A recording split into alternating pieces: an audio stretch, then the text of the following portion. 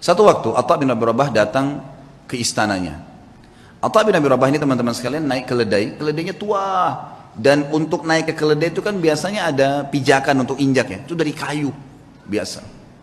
Bajunya biasa, imamahnya juga sudah tua, besar gitu.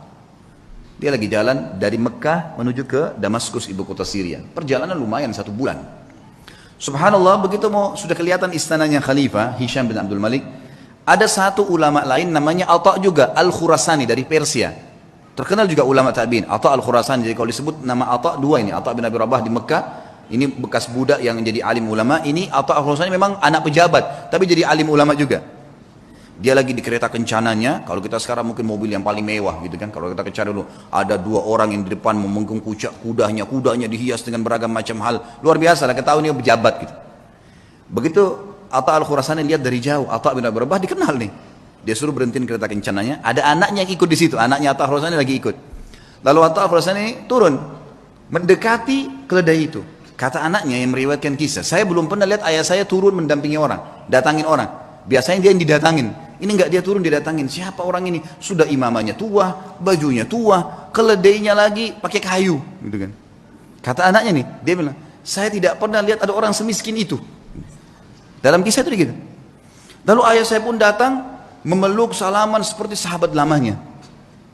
Lalu mereka ngobrol, saya tidak tahu apa yang diobrolin. Lalu kemudian ayah saya kembali ke kereta kencana lalu mengatakan kepada saya, wahai anakku, saya akan masuk bersamanya ke Amir Mukminin.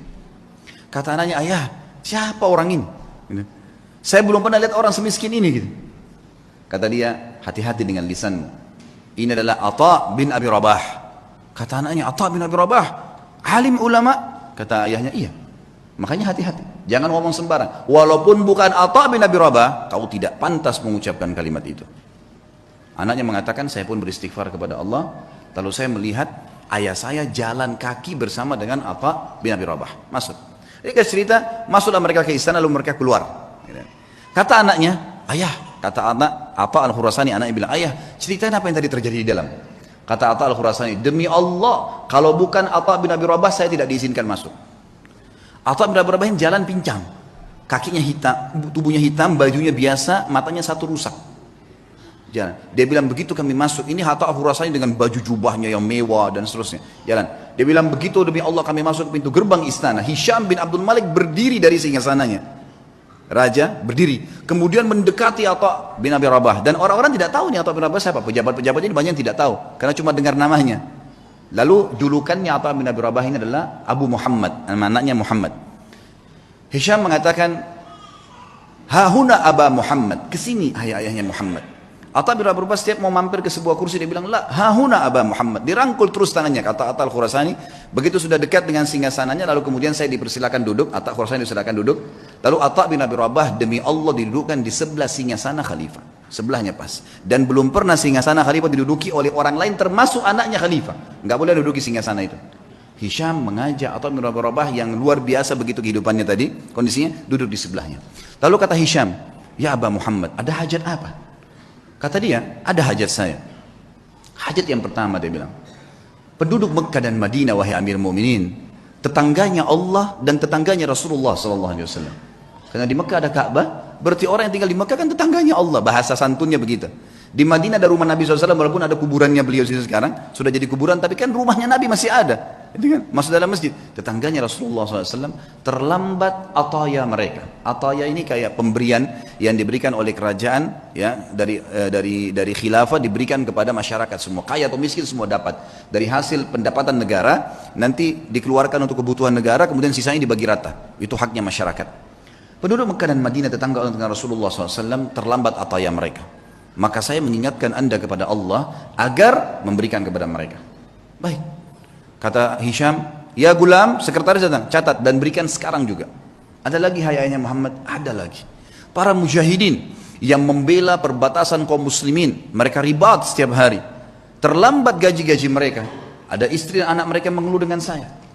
Maka berikan hak mereka. Ya gulam, catat, segera jalankan pesannya Aba Muhammad. Ada lagi hayanya Muhammad, terus aja Atha menyampaikan hajat muslimin. Gak ada hajat dia pribadi nih, hajat begini, hajat begitu.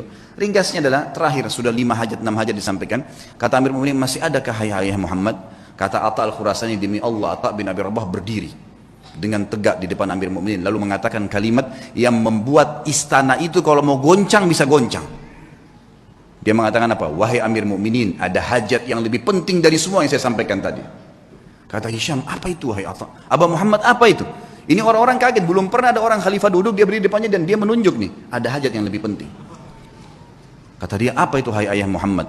Demi Allah wahai Amir Mukminin, kau dilahirkan di muka bumi ini sendirian, dan kau juga akan mati sendirian, dan kau akan dihisab oleh Allah sendirian. Demi Allah, semua yang kau lihat di sekitarmu ini tidak bermanfaat buat kamu, maka bertakwalah dengan Allah.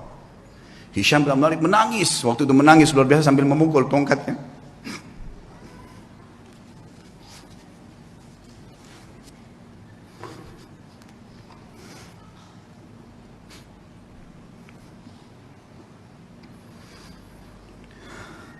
Nah, Hisham bin Malik akhirnya memukul tongkatnya sambil menangis, teman-teman sekalian. Lalu mengatakan jazakallahu khairan, semoga Allah balas anda dengan kebaikan, gitu. Setelah itu kemudian kata Atha al-Hursani, kami pun keluar. Dan demi Allah, Atha bin Abi Rabah tidak minum segelas air pun dari Amir Mukminin. Tidak minum segelas air pun.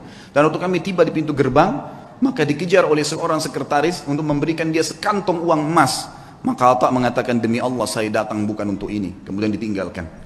Lalu kemudian Atha bin Abi Rabah pulang, teman-teman sekalian, hanya untuk menasihati khalifah dengan hajat muslimin, dan tidak ada hajat dia sama sekali. Kata Atha al-Khurasani sebagai penutup kisah, demi Allah kalau Atha bin Abi Rabah menyebutkan semua hajatnya, maka akan dipenuhi oleh Amir.